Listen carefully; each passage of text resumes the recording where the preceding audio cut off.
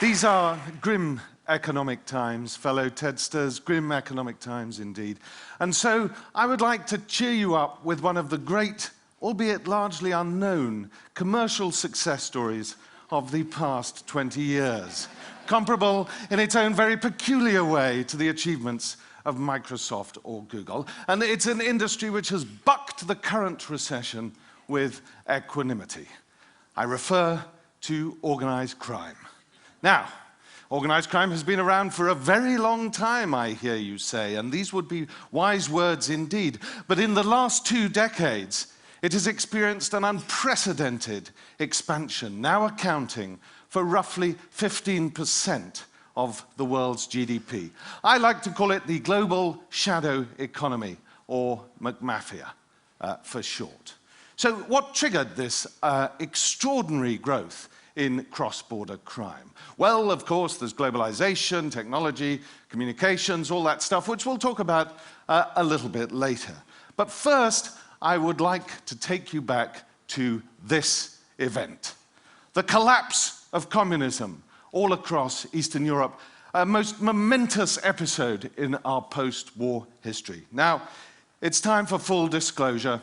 This event meant a great deal to me personally. I had started smuggling books across the Iron Curtain to democratic opposition groups in Eastern Europe, like Solidarity in Poland, when I was in my teens. I then started writing about Eastern Europe, and eventually I became the BBC's chief correspondent for the region, which is what I was doing in 1989. And so when 425 million people finally won the right to choose their own governments, I was ecstatic. But I was also a touch worried about some of the nastier things lurking behind the wall. It wasn't long, for example, before ethnic nationalism reared its bloody head in Yugoslavia. And amongst the chaos, amidst the euphoria, it took me a little while to understand that some of the people who had wielded power before 1989 in Eastern Europe continued to do so after the revolutions there. Obviously, there were characters like this. But there were also some more unexpected people who played a critical role in what was going on in Eastern Europe, like this character. Remember these guys? They used to win the gold medals in weightlifting and wrestling every 4 years in the Olympics. And they were the great celebrities of communism, with a fabulous lifestyle to go with it. They used to get great apartments in the center of town, casual sex on tap, and they could travel to the West very freely, which was a great luxury at the time. Now, it may come as a surprise, but they played a critical role in the emergence of the market economy in Eastern Europe. Or as I like to call them, they are the midwives of capitalism. Here are some of those same weightlifters after their 1989 makeover. Now, in Bulgaria, this photograph was taken in Bulgaria, when communism collapsed all over Eastern Europe, it wasn't just communism, it was the state that collapsed as well. That means your police force wasn't working, the court system wasn't functioning properly. So what was a businessman in the brave new world of East European capitalism going to do to make sure that his contracts would be honored? Well, he would turn to people who are called rather prosaically by sociologists privatized law enforcement agencies. We prefer to know them as the mafia. And in Bulgaria, the mafia was soon joined with 14,000 people who were sacked from their jobs in the security services between 1989 and 1991. Now, when your state is collapsing, your economy is heading south at a rate of knots. The last people you want coming onto the labor market are 14,000 men and women whose chief skills are surveillance, are smuggling, building underground networks, and killing people. But that's what happened all over Eastern Europe. Now, when I was working in the 1990s, I spent most of the time covering the appalling conflict in Yugoslavia. And I couldn't help notice that the people who were perpetrating the appalling atrocities, the paramilitary organizations, were actually the same people running the organized criminal syndicates. And I came to think that behind the violence lay a sinister criminal enterprise. And so I resolved to travel around the world examining this global criminal underworld by talking to policemen, by talking to victims, by talking to consumers of illicit goods and services, but above all else, by talking to the gangsters themselves. And the Balkans was a fabulous place to start. Why? Well, of course, there was the issue of law and order collapsing, but also, as they say in the retail trade, it's location, location, location. And what I noticed at the beginning of my research, that the Balkans had turned into a vast transit zone for illicit goods and services coming from all over the world. Heroin, cocaine, women being trafficked into prostitution, and precious minerals. And where were they heading? The European Union, which by now was beginning to reap the benefits of globalization, transforming it into the most affluent consumer market in history, eventually comprising some 500 million people. And a significant minority of those 500 million people like to spend some of their leisure time and spare cash sleeping with prostitutes, sticking 50-euro notes up their nose, and employing illegal migrant labor.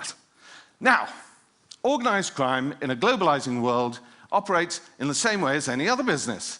It has zones of production, like Afghanistan and Colombia. It has zones of distribution, like Mexico and the Balkans. And then, of course, it has zones of consumption, like the European Union, Japan, and, of course, the United States. The zones of production and distribution tend to lie in the developing world, and they are often threatened by appalling violence and bloodshed. Take Mexico, for example. 6,000 people killed there in the last 18 months as a direct consequence of the cocaine trade. But what about the Democratic Republic of Congo? Since 1998, 5 million people have died there. It's not a conflict you read about much in the newspapers, but it's the biggest conflict on this planet since the Second World War. And why is it?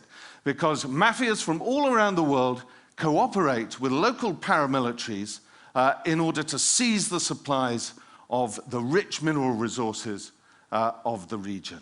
In the year 2000, 80% of the world's coltan was sourced to the killing fields of the Eastern Democratic Republic of Congo.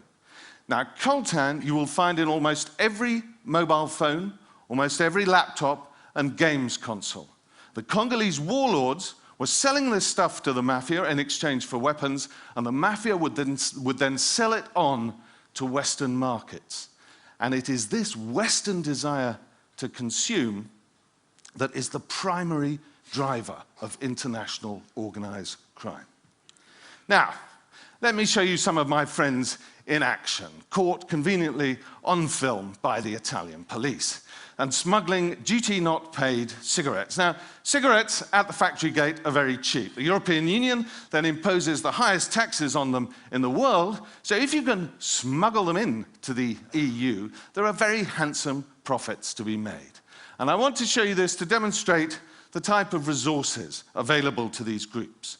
This boat is worth 1 million euros when it's new, and it's the fastest thing on European waters. From 1994, for 7 years, 20 of these boats made the trip across the Adriatic from Montenegro to Italy every single night. And as a consequence of this trade, Britain alone lost $8 billion in revenue.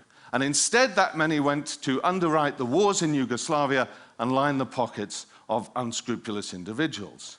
Now, Italian police, when this trade started, had just 2 boats which could go at the same speed. And this is very important because the only way you can catch these guys is if they run out of gas. Sometimes the gangsters would bring with them women being trafficked into prostitution, and if the police intervened, they would hurl the women into the sea so that the police had to go and save them from drowning rather than chasing the bad guys. So I have shown you this to demonstrate how many boats, how many vessels it takes to catch one of these guys. And the answer is 6 vessels. And remember, 20 of these speedboats were coming across the Adriatic every single night. So what were these guys doing with all the money they were making? Well, this is where we come to globalization. Because that was not just the deregulation of global trade, it was the liberalization of international financial markets. And boy, did that make it easy for the money launderers. The last 2 decades have been the champagne era for dirty lucre. In the 1990s, we saw financial centers around the world competing for their business, and there was simply no effective mechanism to prevent money laundering. And a lot of licit banks were also happy to accept deposits from very dubious sources without questions being asked. But at the heart of this is the offshore banking network. Now, these things are an essential part of the money laundering parade. And if you want to do something about illegal tax evasion and transnational organized crime, money laundering, you have to get rid of them. On a positive note, we at last have someone in the White House who has consistently spoken out against these corrosive entities. And if anyone is concerned about what I believe is the necessity for new legislation, regulation, effective regulation, I say, let's take a look at Bernie Madoff, who's now going to be spending the rest of his life in jail. Bernie Madoff stole $65 billion. That puts him up there on the Olympus of gangsters with the Colombian cartels and the major Russian crime syndicates. But he did this for decades in the very heart of Wall Street, and no regulator picked up on it. So how many other Madoffs are there in Wall Street or in the City of London, fleecing ordinary folk and money laundering? Well, I can tell you, it's quite a few of them. Let me go on to the 101 of international organized crime now, and that is narcotics. Our second marijuana farm photograph for the morning. This one, however, is in central British Columbia, where I photographed it. It's one of the tens of thousands of mum and pup grow-ops in BC, which ensure that over 5% of the province's GDP is accounted for by this trade. Now, I was taken by Inspector Brian Cantera of the Royal Canadian Mounted Police to a cavernous warehouse east of Vancouver to see some of the goods which are regularly confiscated by the RCMP from the smugglers who are sending it, of course, down south to the United States, where there is an insatiable market for BC bud, as it's called, in part because it's marketed as organic, which of course goes down very well in California. Now, even by the police's admission, this makes not a dent in the profits, really, of the major exporters. Since the beginning of globalization, the global narcotics market has expanded enormously. There has, however, been no concomitant increase in the resources available to police forces. This, however, may all be about to change, because something very strange is going on. The United Nations recognized earlier this, it was last month actually, that Canada has become a key area of distribution and production of ecstasy and other synthetic drugs. Interestingly, the market share of heroin and cocaine is going down because the pills are getting ever better at reproducing their highs. Now, that is a game changer because it shifts production away from the developing world and into the Western world. And when that happens, it is a trend which is set to overwhelm our policing capacity in the West. The drugs policy which we've had in place for 40 years is long overdue for a very serious rethink, in my opinion. Now, the recession. Well, organized crime has already adapted very well to the recession. Not surprising, the most opportunistic industry in the whole world, and it has no rules to its regulatory system. except, of course, it has two business risks: arrest by law enforcement, which is frankly the least of their worries, and competition from other groups, i.e. a bullet in the back of their head. What they've done is they've shifted their operations. People don't smoke as much dope or visit prostitutes quite so frequently during a recession. And so instead, they have invaded financial and corporate crime in a big way, but above all, two sectors, and that is counterfeit goods and cybercrime. And it's been terribly successful. I would like to introduce you to Mr. Pringle, or perhaps I should say, more accurately, Senor Pringle. I was introduced to this bit of kit by a Brazilian cybercriminal. We sat in a car on the Avenue Paulista in São Paulo together, hooked it up to my laptop, and within about 5 minutes, he had penetrated the computer security system of a major Brazilian bank.